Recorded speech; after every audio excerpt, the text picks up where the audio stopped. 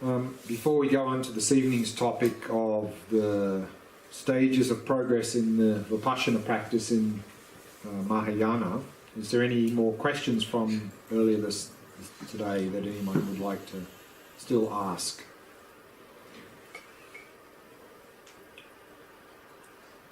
I'm not sure it's questions or an insight or Sure. combining the Okay.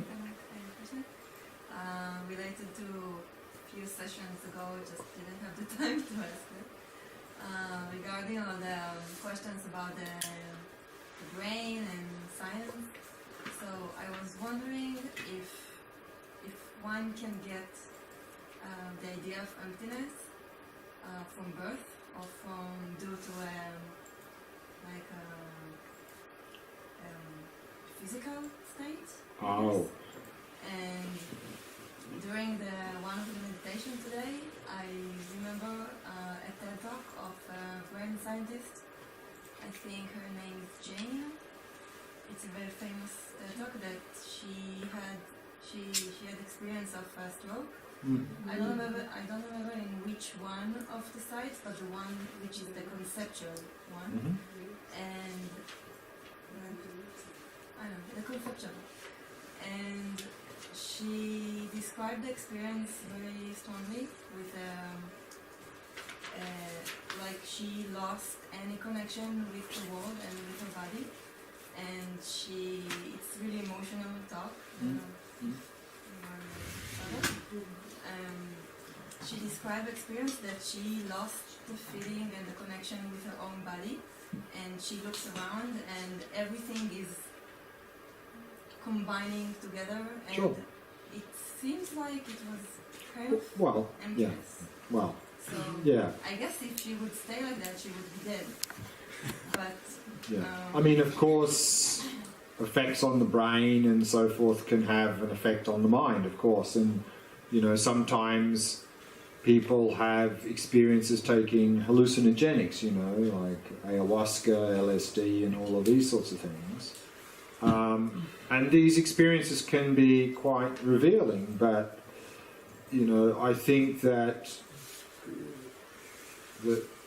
then we need to use the mind itself to further any experiences. I mean, if we continually trying to alter the brain for some way, I think that's only going to give us a temporary experience which may or may not be indicative of something. So I think a much more sustainable approach then is, if we've had that sort of experience, is then, and often people do that, they have this experience through some brain thing or taking some substances or something, and it causes them to question their reality. And so I think that can be a good motivation then for them investigating reality in a very sustainable way. And this is, I think, what we're being presented here. So I'm not discounting those experiences, but I don't know of anyone who's achieved enlightenment through drugs.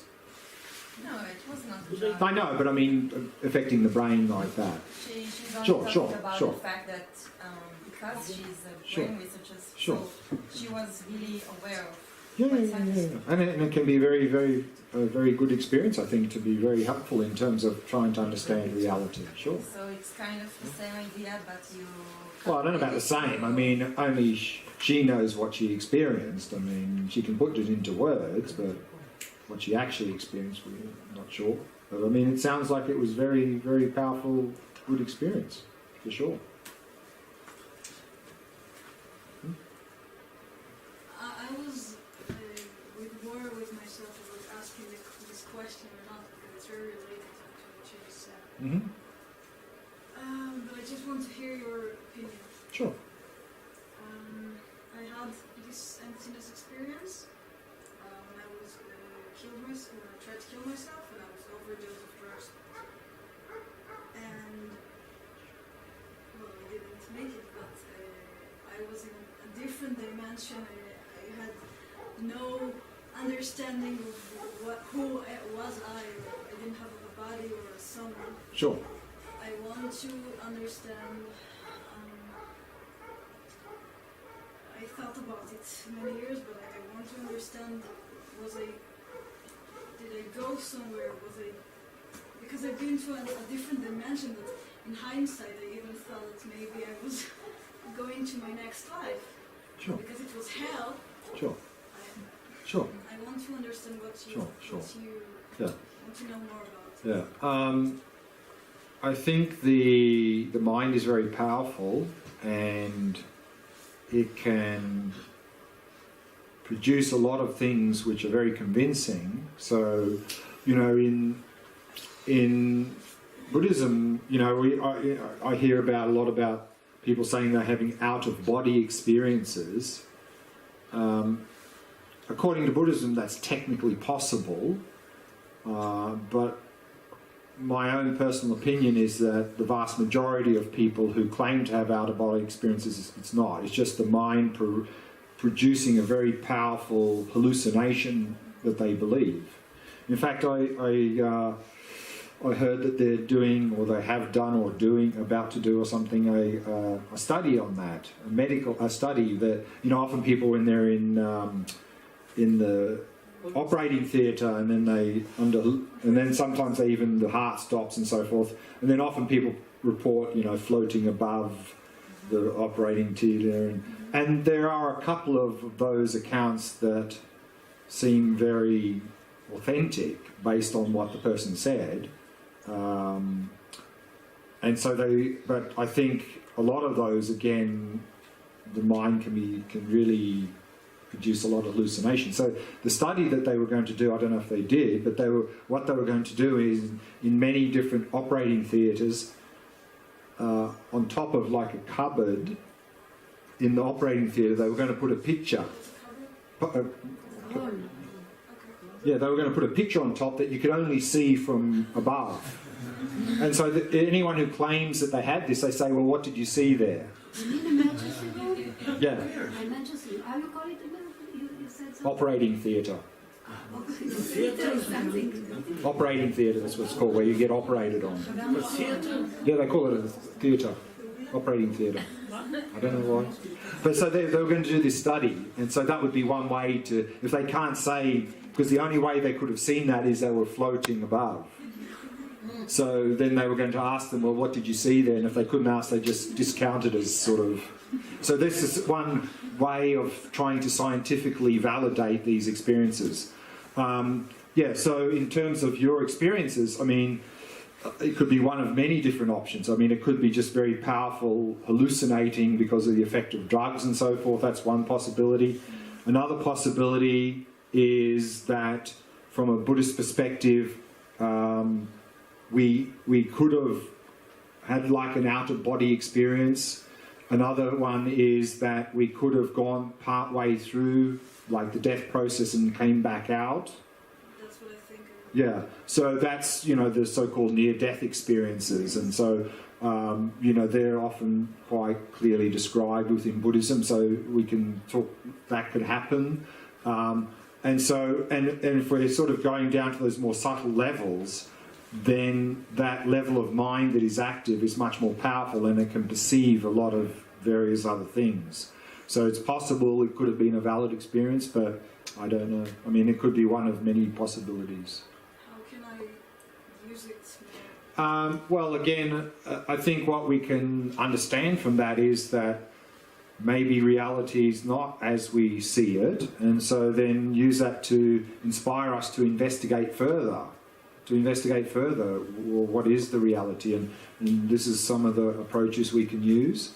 And also, in conjunction with that, what a number of people do is they work on developing lucid dream and lucid sleep. So that can also be a very powerful method to investigate reality. Sorry? FOA practice? POA? No, POA is something else. That's to develop the ability to project the consciousness at the time of death, so that's something else. But the idea of developing not only lucid dreaming and lucid sleep is to really appreciate that reality may be not as it is, but also that can prepare us for the time of death, and we can then develop the ability to maintain awareness through the death process, just like we can develop the ability to maintain awareness through the falling asleep process, and then maintain awareness while we're in deep sleep and dreaming, and awareness when we're waking up. So being aware the whole 24 hours. So if we develop that can be preparation for developing the same capacity during the death process. And so the Buddha's assertion is that we can develop that ability to maintain awareness through the death process. And the death process, the actual, this body stopping functioning, the heartbeat and brain activity, even after that, we're still, from the Buddhist perspective, according to Buddhism, we're still going through the death process, and we can maintain awareness throughout that process. And when we get to what's called the clear light of death, if we have awareness, we can stop there and meditate. In Tibetan Buddhism, it's called tukdam, and there have been many cases of people doing this, and even quite recently. And while the person's meditating, of course, the brain activity stopped, heartbeat stopped. So from a medical science perspective, the person's dead, clinically dead, but they're meditating and while they're in that state meditating, and they can do that for days or weeks, the body doesn't start to decompose. So it's a very interesting phenomenon, how that can somehow sustain the body. But then at some point the person, and then the idea of being able to meditate there is that is the very subtle mind, and if we can rest in that and realise emptiness, we can sort of, at best case scenario, achieve enlightenment at that time. If not, we can then develop the ability to sort of navigate where we end up into the next life.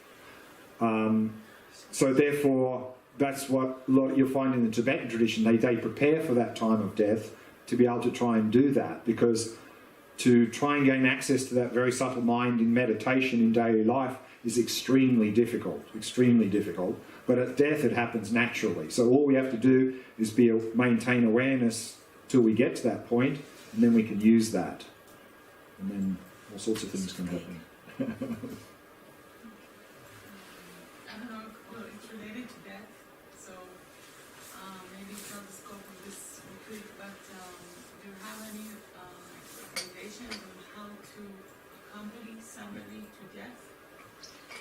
Yeah, I think that certainly in Tibetan Buddhism, there was a lot of discussion about how to do that, but mainly, of course, in the context that the person is Buddhist. But I think we can apply a lot of those things to anyone, and of course, the basic thing is to provide them with a sort of caring, quiet, supportive environment, not be all hysterical and so forth. That's, from a Buddhist perspective, is not going to help them in that death process.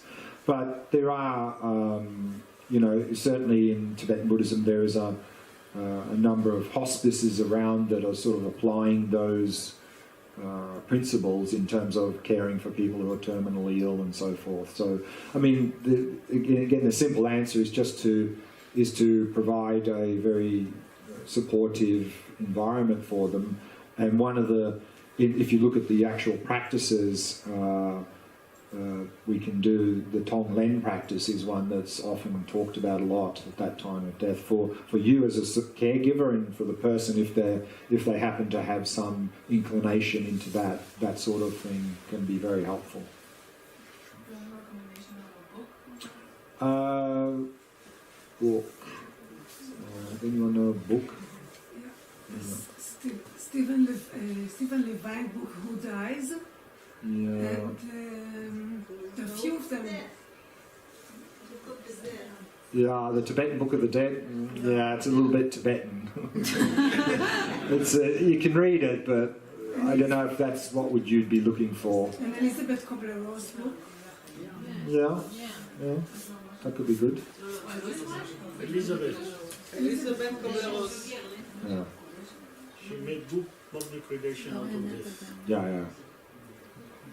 I think that might be a good book. Okay, let's go to this evening's topic then. So what I'd like to do is look at the standard, well, one of the standard models that are used to describe the stages of progress in this Vipassana practice in the Mahayana, the practice of emptiness. And for that we're going to use this Mahayana path chart. But before we go to the chart, just a couple of things.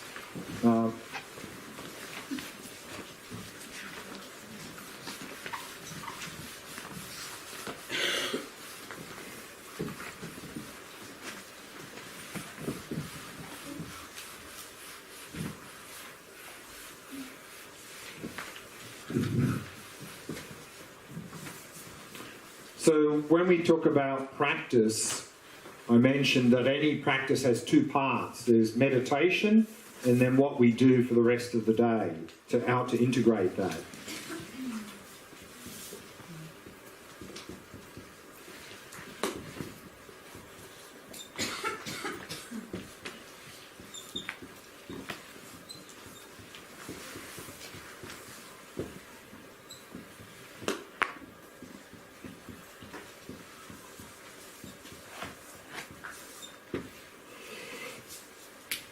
So with regard to emptiness practice, we can talk about space-like emptiness practice and illusory-like emptiness practice.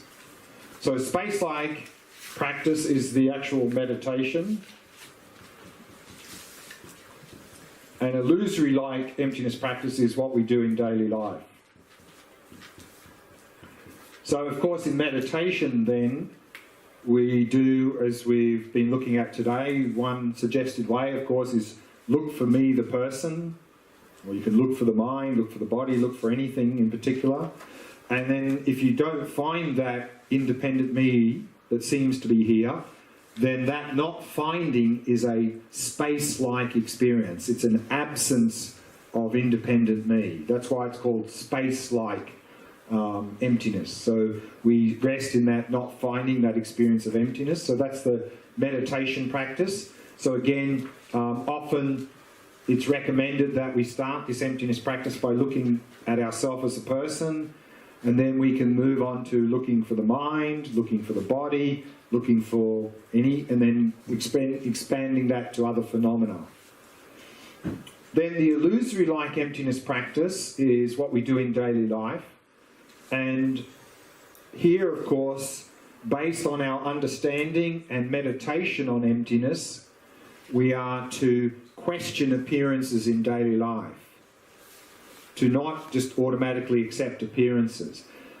And particularly here, when we encounter anything pleasant or unpleasant, to really use those pleasant and unpleasant experiences to really question these appearances, to look, for example, at those objects and see where is the beauty in that object that is causing this pleasant experience, or where is the ugliness in the object that is causing this. Or, similarly, you can investigate me, the agent. Where is the me that is reacting to this object? The me that's getting angry, the me that's craving is arising, and look at the me. Look for the me. So you can look at the object, investigate the object in terms of emptiness, investigate the subject, and you can also investigate the mental affliction or whatever is arising. So you can do any one of those, and if you look for the object, for the subject, for the mental affliction, through the same sorts of way of investigating as we do in meditation, then of course we won't be able to find that inherently beautiful object, the inherently existent me that is getting craving, and we won't be able to find the craving and attachment itself. And then this reaction will dissipate. So therefore we are to see everything like an illusion, that to come to realize and see things do not exist as they appear. They seem to exist from their own side, independent of us, but if we investigate closely, we'll come to see and realize they do not exist in this way. And so that will then deepen our appreciation and understanding of emptiness, and so that will feed back into the emptiness practice. And as we saw, we go in our emptiness meditation, we go through these three stages.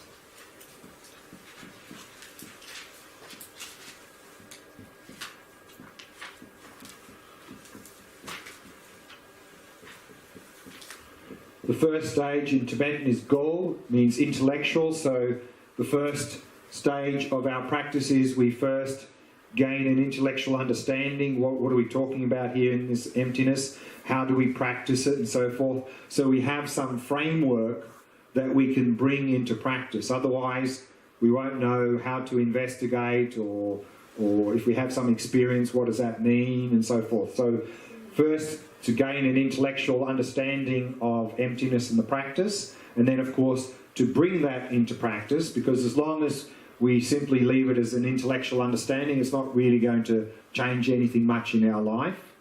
Then we meditate.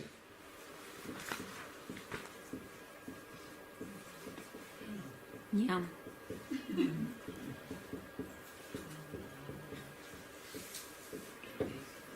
And we meditate, like we did a little bit earlier today.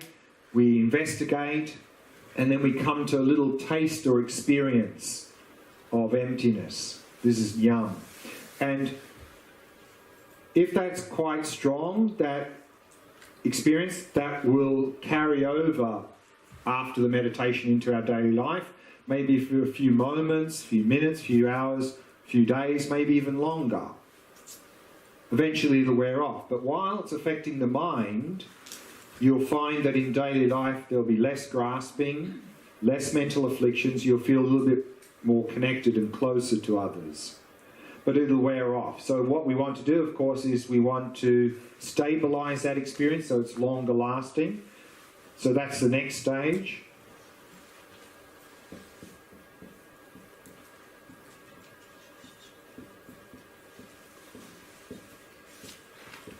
And that is tok, or realisation, to have a realisation of emptiness. For this, of course, we need a very stable, clear mind. We need the mind of Shamatha.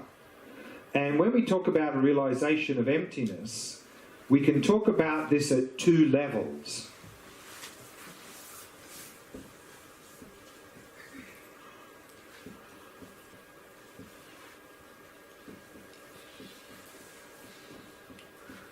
We can talk about conceptual realisation or direct realisation.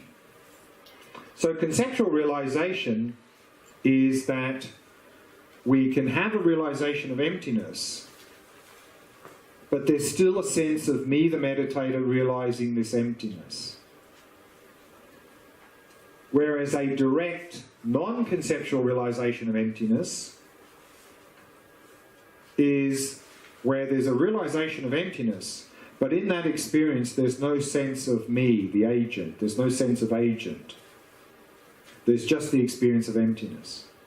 And we'll look at those stages using this 5-stage model here. So these are the stages we go through. So let's see how we move along the path based on our practice of Vipassana practice of emptiness. So here we have the Mahayana path chart. So this is describing the stages along the path to enlightenment. So we see here it's divided up into 5 stages. These are called the 5 paths: path of accumulation, path of preparation, path of seeing, path of meditation, and path of no more learning. And we see some numbers underneath from 1 up to 10 there. So if we look at number 2 says uncontrived renunciation and bodhicitta. So remember, I think earlier said that the way we enter into the Mahayana path is when we develop the aspiration for enlightenment, which is this bodhicitta, the mind of enlightenment, the aspiration for enlightenment for the benefit of others. So when we develop that to the point where it's uncontrived, meaning that it's something that naturally and spontaneously arises in our mind, we have entered the path.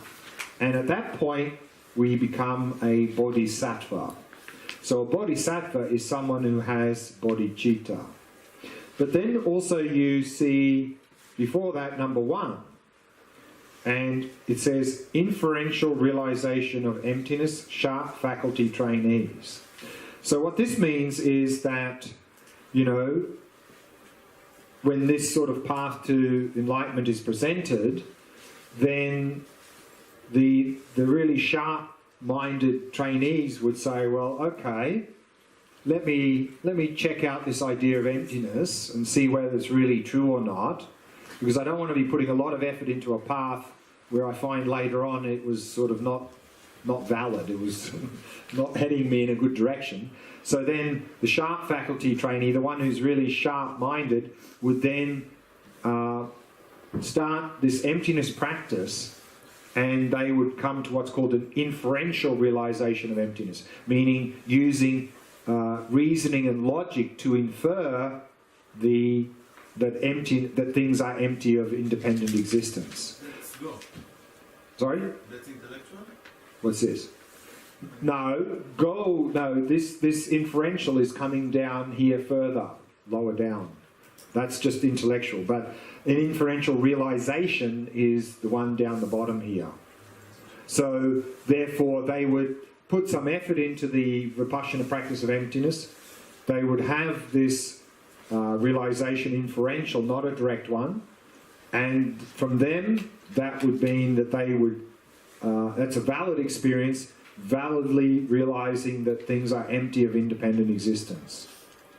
And so then they can see that actually things are empty like that, and so therefore now they have confidence in this path, and then they follow the path. So again, to enter the path, realize when we have this bodhicitta aspiration arising in our mind, at the first stage of the path we see it's called path of accumulation. So here the word accumulation is talking about what's called the two accumulations.